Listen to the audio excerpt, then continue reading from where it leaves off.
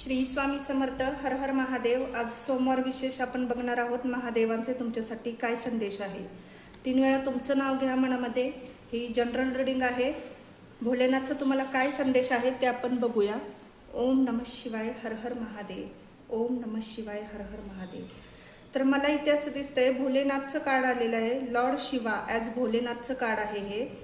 तर हे कार्ड तुम्हाला सांगत आहे की तुम्ही सध्या थोडे गोंधळलेले किंवा विचारात आहात, पण तुमचं मन खूप प्रामाणिक आहे असं महादेव सांगत आहे. जास्त विचार करू नका. साधेपणा आणि श्रद्धेने पुढे जा. हळूहळू गोष्टी तुमच्या बाजूने वळतील. अचानक मोठा बदल नाही, पण शांत प्रगती होईल असं महादेव तुम्हाला सांगत आहे.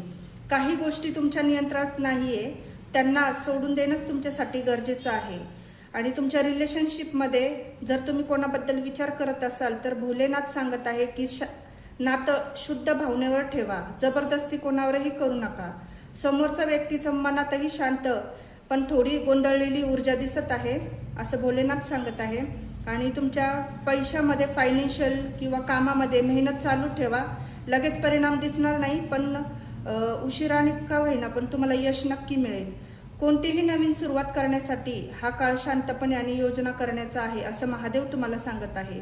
आजच्या दिवशी ओम नमः शिवाय 108 वेळा मंत्र जाप करणं तुमच्यासाठी फायदेशीर ठरेल.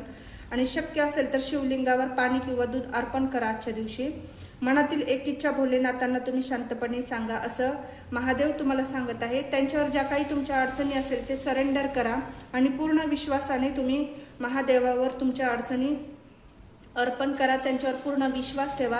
आणि तुमचं साधेपणा, प्रामाणिक मनच तुमचं सर्वात मोठं सामर्थ्य आहे. आणि भोलेनाथ तुमच्या पाठीशी आहे असं महादेव तुम्हाला सांगत आहे. क्लेम करा ही पॉझिटिव्ह एनर्जी. ओम नमः शिवाय.